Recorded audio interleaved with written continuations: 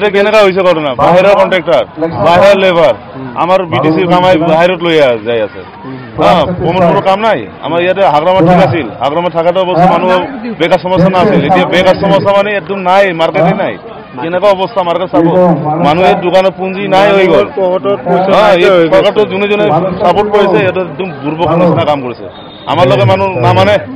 আমার লগে মানুষ হাগ্রামাই মানে আর সারে ফিতা বানাইছে ইহঁতে ফিতা কাটি আছে সারে যিমান বনাইছে না আগত কি আছিল কোকৰাঝাৰত সব তো সাৰেই বনোৱা না যিমান কিবা কিবি দিয়া আছে সব সাৰেই বনোৱা নতুনকে একো বনোৱা নাই খালি প্লাষ্টাৰ মাৰিছে আৰু ফিতা কাটছে এতিয়াতো আমাৰ যিকেইটা আমাৰ হাগ্ৰামা ছাৰে আগতকৈ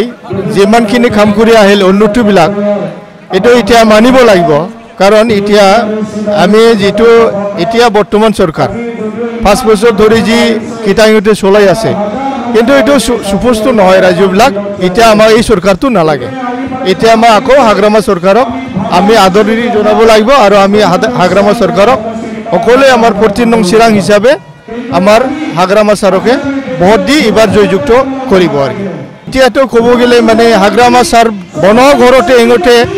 মানে বহি তাতে মিটিং কৰে কিবা কিবি কৰে কিন্তু এতিয়াতো দেখা যায় ইহঁতেতো একোই কৰিব পৰা নাই কিন্তু এইটো এতিয়া নচলে আৰু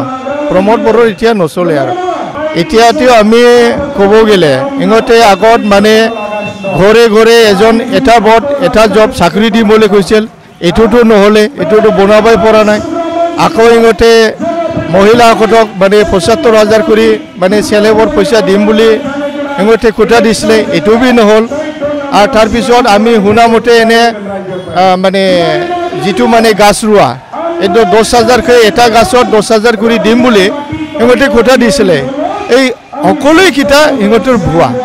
এতিয়া ইহঁতে আশা কৰি লাভ নাই বিলাক কি কয়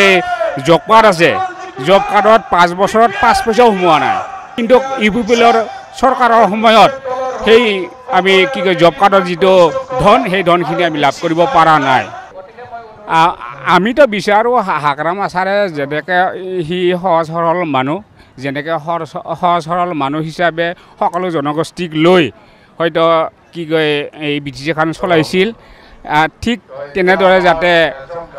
সদায় যাতে প্ৰত্যেক বাৰতে যাতে হাগ্ৰামা ছাৰে যাতে চলাই যায় এইটোৱে আমি আশা কৰোঁ সেইবিলাকতো হাগ্ৰামা ছাৰৰ দিনতে হোৱা প্ৰমোদ বড়ো চৰকাৰৰ দিনতে একোৱে হোৱা নাই তেখেতে কৰিম বুলি কৈছিলে কিন্তু মুখেৰে কৈ আছিল কিন্তু কামেৰে একো হোৱা নাই আৰু আমাক ছুইজাৰলেণ্ড নালাগে প্ৰমোদ বড়ো ছুইজাৰলেণ্ড আমাক নালাগে আমাৰ হাগ্ৰামাৰ ছাৰৰ চৰকাৰখনকে আমাক লাগে আৰু পুনৰ ঘূৰাই তেখেতে মানে পৰিৱৰ্তন কৰিম বুলি মানুহখিনিক মিছা প্ৰতিশ্ৰুতি দি পেলাই লৈ গৈছিল কিন্তু কামত একো নহ'ল সেইকাৰণে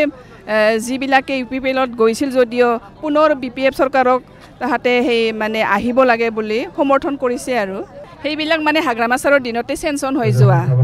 তেখেতে আৰু সেইবিলাক মানে সেই ফিটা কাটিছে আৰু ছাৰৰ দিনতে হোৱা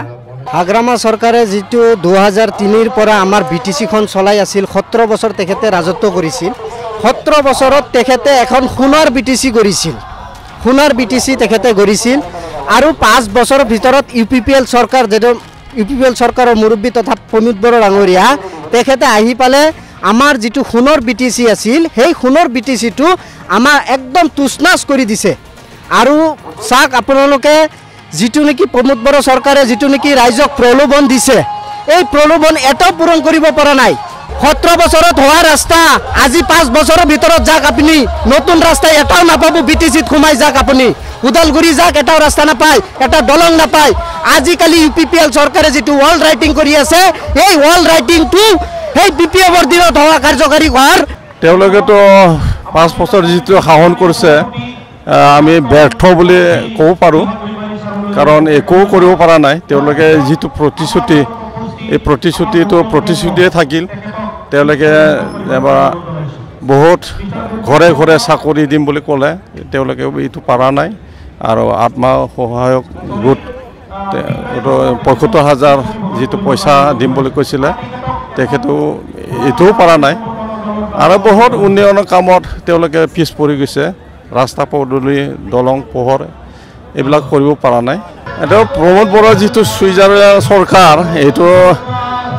সপোনে থাকিব হা এতিয়া যিটো আগৰ যিটো বিটিচিৰ শাসনত আমাৰ BPF চৰকাৰে চলাই আছিল আমি তেওঁকে আমি বিচাৰিছোঁ হাগ্ৰামা চৰকাৰে আমাৰ ভাল হাগ্ৰামা চৰকাৰে সকলো ধৰ্ম জাতি লৈ গোট লৈ চৰকাৰটো চলাই আছিল সকলোকে সমান